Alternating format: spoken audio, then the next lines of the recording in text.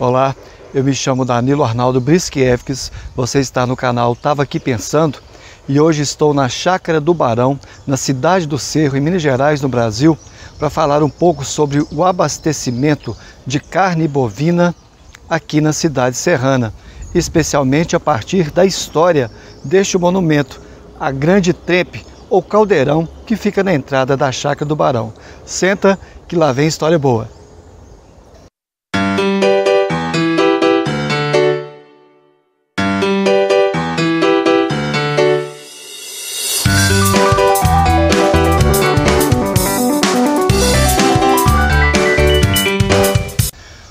O monumento ao tropeirismo encontra-se à esquerda da entrada da Chácara do Barão do Cerro.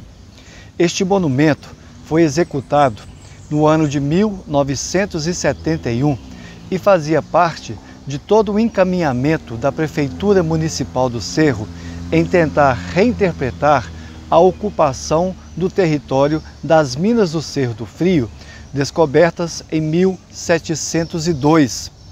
Depois, em 1714, como todo mundo já sabe, especialmente quem acompanha o nosso canal, as Minas do Cerro do Frio se tornaram Vila do Príncipe. E em 1838, a Vila do Príncipe se tornou a cidade do Cerro. Essas nomenclaturas que vão mudando diz respeito exatamente a cada época, para uma cidade que tem mais de 300 anos. Em 1702, com a descoberta oficial por Antônio Soares Ferreira, um bandeirante paulista residente no Vale do Paraíba, região importantíssima, fundamental para a economia brasileira naquele contexto, esse descobrimento por este bandeirante marcou também a possibilidade de um novo trânsito pelas minas que acabavam de ser descobertas.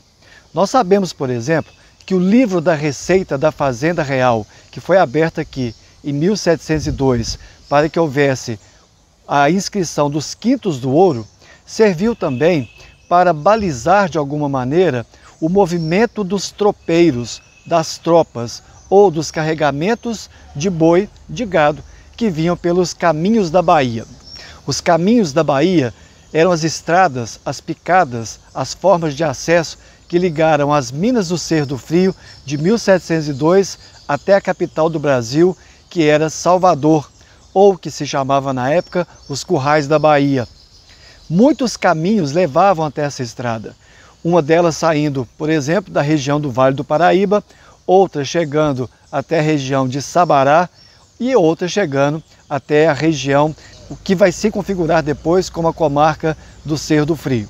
Isso quer dizer, na prática, que o trânsito de homens, mulheres, indígenas, pessoas escravizadas, homens de todas as nacionalidades, homens vindos de Portugal, todo esse trânsito vai gerando a ocupação territorial em torno das Minas do Cerro do Frio, da Vila do Príncipe e da comarca serrana. No dia 1º de dezembro de 1704, houve a chegada nas Minas do Cerro do Frio do primeiro grande carregamento de carne bovina. Evidentemente, nós estamos falando do carregamento de Gonçalo Viegas, que chegou aqui trazendo cerca de 50 cabeças de gado. Muitos morreram pelo caminho, pelas picadas que estavam sendo abertas ainda até as Minas Serranas.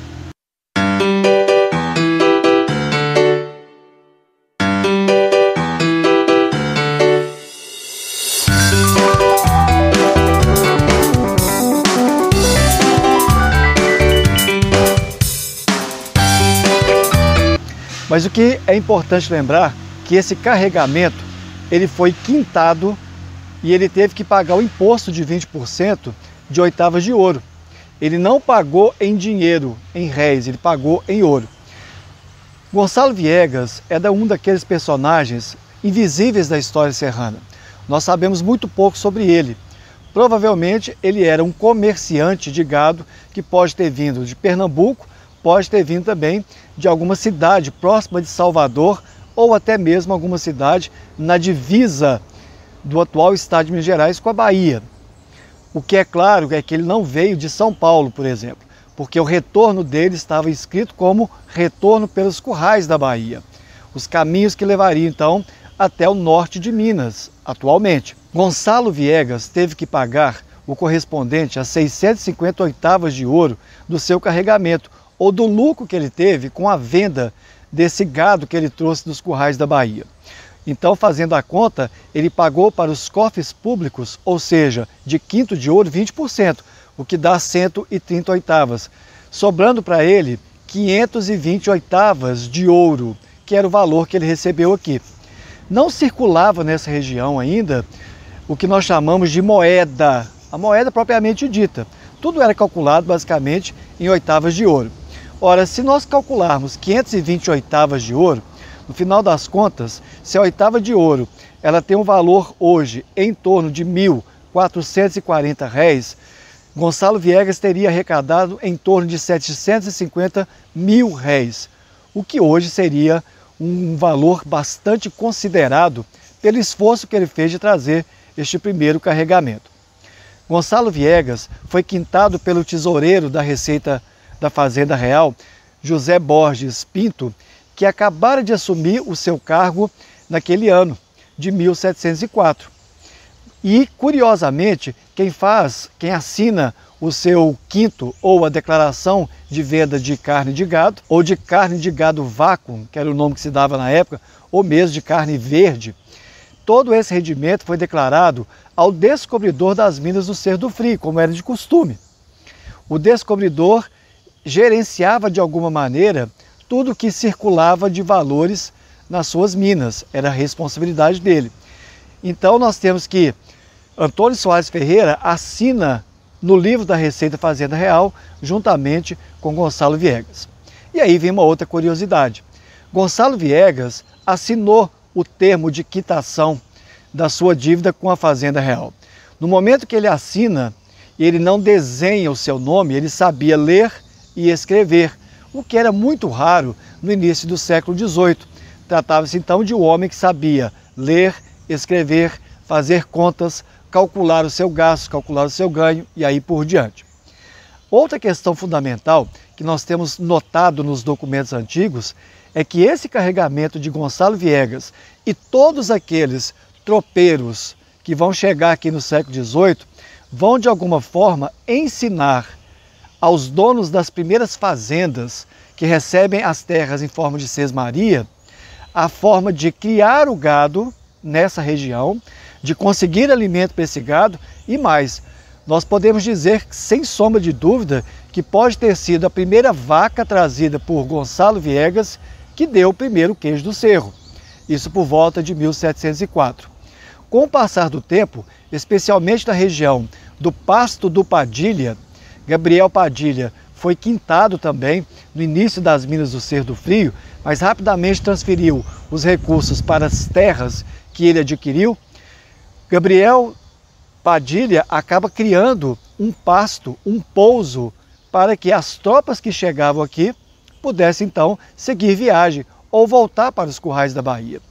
Veja que esse trânsito vai criando então uma relação entre as estradas da Bahia, as estradas de São Paulo e mais para frente as estradas do Rio de Janeiro, ou se quisermos pensar, a consolidação da Estrada Real.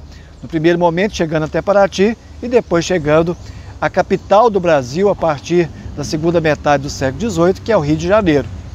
Este monumento aqui diz muito mais do que a gente poderia imaginar.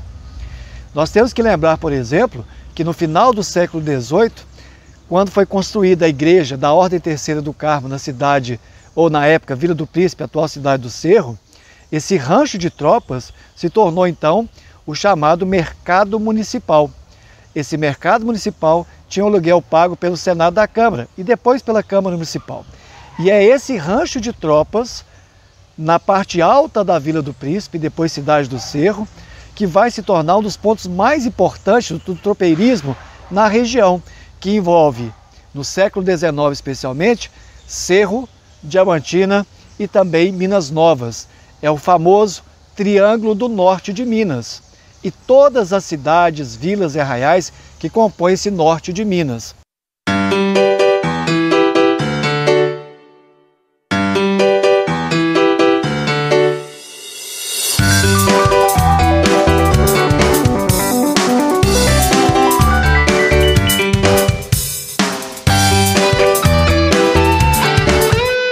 É por isso que nós podemos entender a importância desse monumento. Esse monumento homenageia o tropeirismo do norte de Minas, que foi fundamental até a chegada do século XX.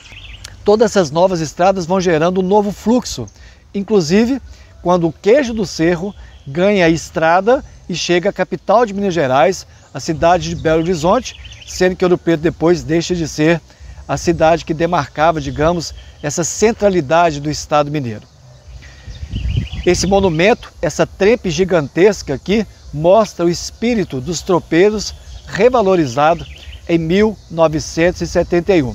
Se não fossem os tropeiros, provavelmente nós não teríamos a demarcação territorial do norte de Minas. Aos tropeiros de todos os tempos, do século XVIII, XIX, XX, e a todas as estradas que se abriram nesse grande sertão que era Minas Gerais, a nossa homenagem juntamente com esse monumento que está aqui na Chácara do Barão do Cerro.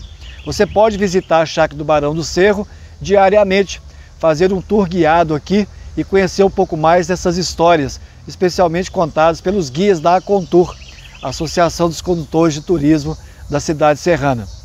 Um grande abraço e até a próxima!